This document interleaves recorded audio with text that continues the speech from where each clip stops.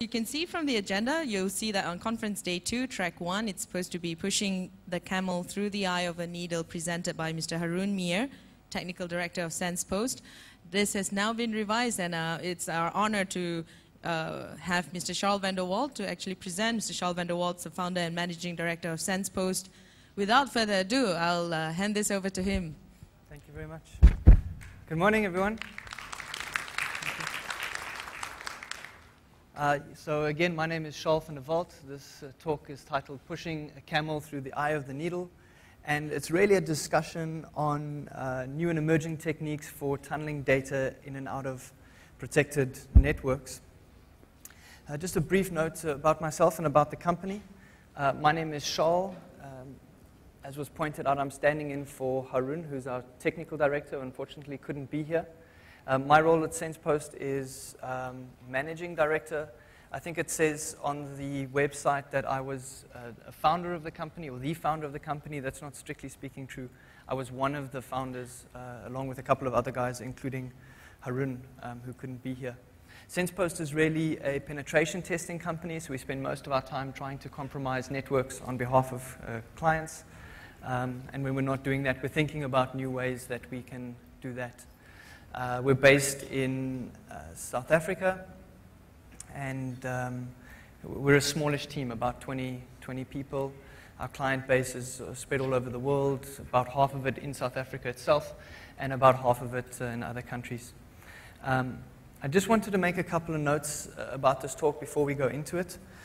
Firstly, I would classify this as an intermediate talk, technically. So don't expect to find deep technical insights here, but also I hope not to bore you by making too many assumptions about things that you don't know. So there's certain concepts and fundamentals that I will assume that you know, and I'm just going to gloss over them. This talk is about exploitation, not about vulnerabilities. So really what we're focusing on here is how you can leverage off an exploited machine to gain access to the rest of the infrastructure, the network that that machine sits on. So we're not going to be focusing on things like, although I'll be speaking about it extensively, we're not going to be focusing on things like SQL injection. We're going to be focusing on how you leverage off SQL injection, basically to be able to create a clear channel in and out of the compromised environment.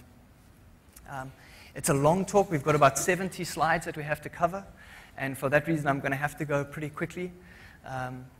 And along with those 70 slides, I've also got quite a large number of demos, those so-called live demos that we all like to do. So we're really going to have to hustle through it pretty fast. And because I'm doing so many demos, of course, a lot can go wrong. And if it does, I'll have to ask you just to have a bit of grace for me. I think you all know what it's like. And then finally, I just need to point out that the work that we're going to be presenting, some of it is a recap of old work that other people did. Some of it is new research that our team did, but it's not exclusively my work. It's a whole team of guys who worked on this, and really the guys who should have been here are Haroon Meer and Marcos Livera, who did the heavy loading really on this. So what is this talk about? Let's have a quick look at the agenda.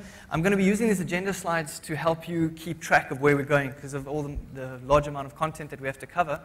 So I've spoken a little bit about context. I want to spend a little bit of time about why we care.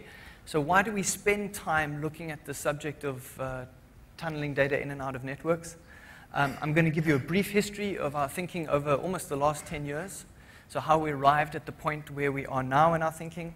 I'll give you a quick demo of something we call a CGI Shell 2.0. It's really just an excuse to introduce Web 2.0 into this talk. Because these days, if you want to have a successful talk, you have to talk about Web 2.0. So we thought we'd throw a little bit in there.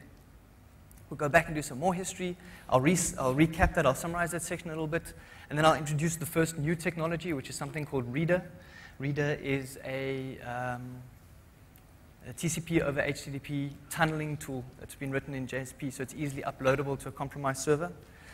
We're going to go back then, after Reader, we're going to go back and revisit something our team did last year, which is a SQL injection tool called Squeezer.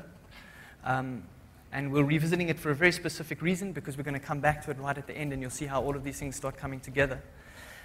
After Squeezer, we're going to look at something new in the form of OLE object instantiation under SQL.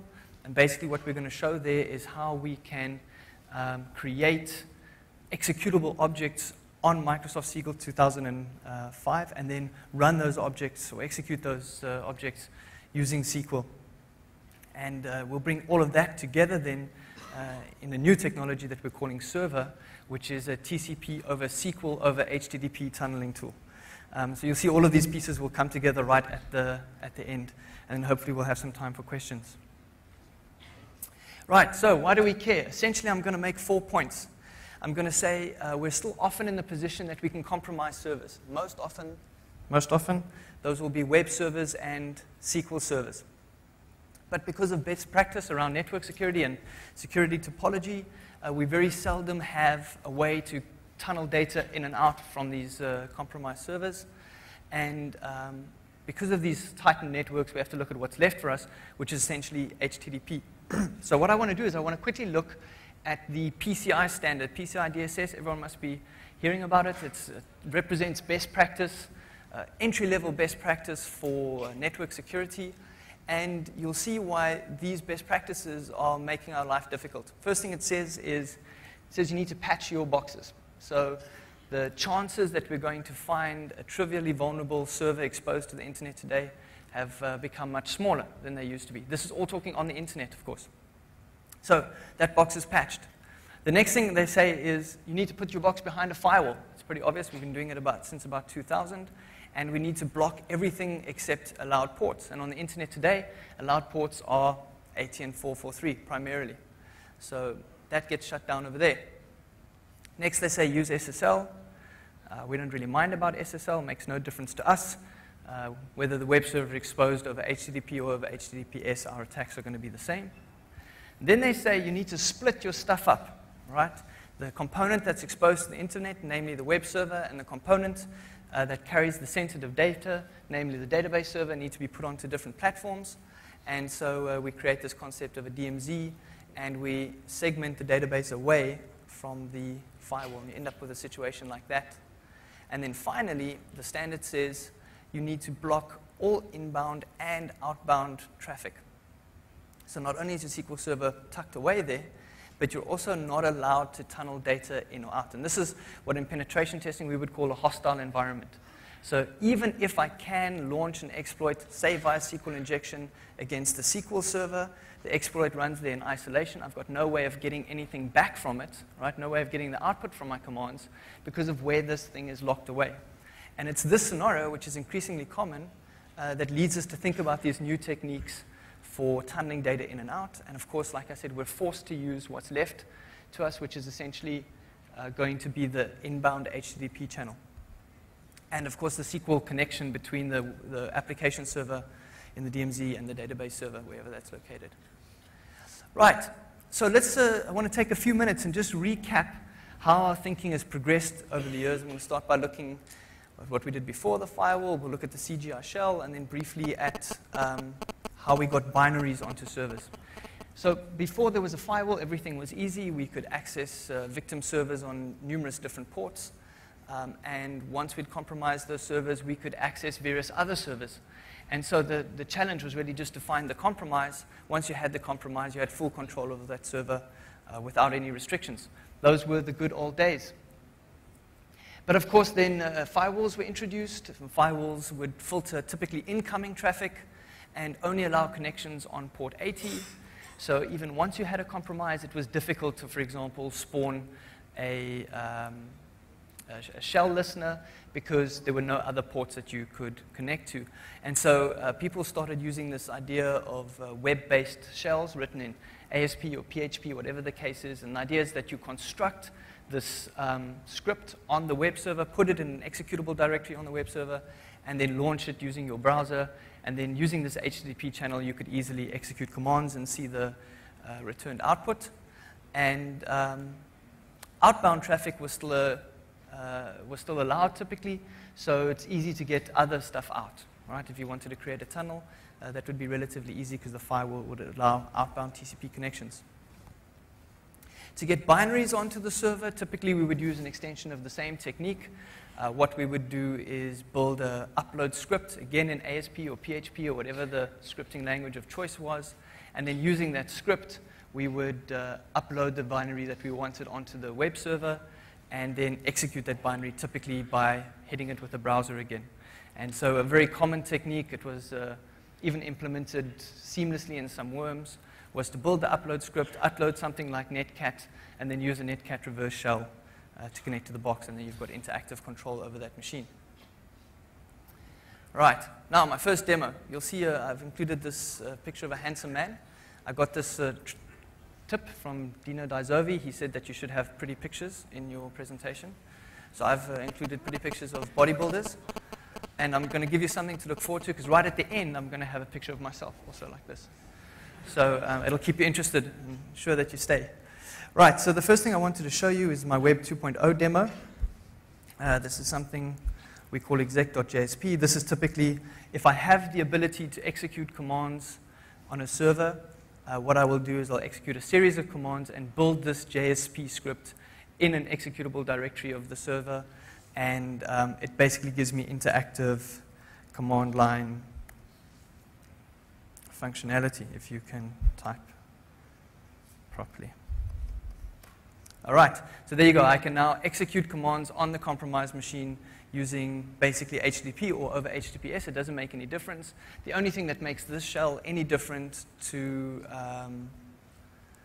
previous ones that we used to see is that this uses that AJAX-style HTTP request object, which allows me to make all the HTTP requests in the background, and so you get the sense of having an interactive shell as opposed to the old days where you would post and receive and post and receive and post and receive. All right, so that's just an example of how it used to be done in the past. So we move on through history. The next thing we wanted to get right is something called pivoting.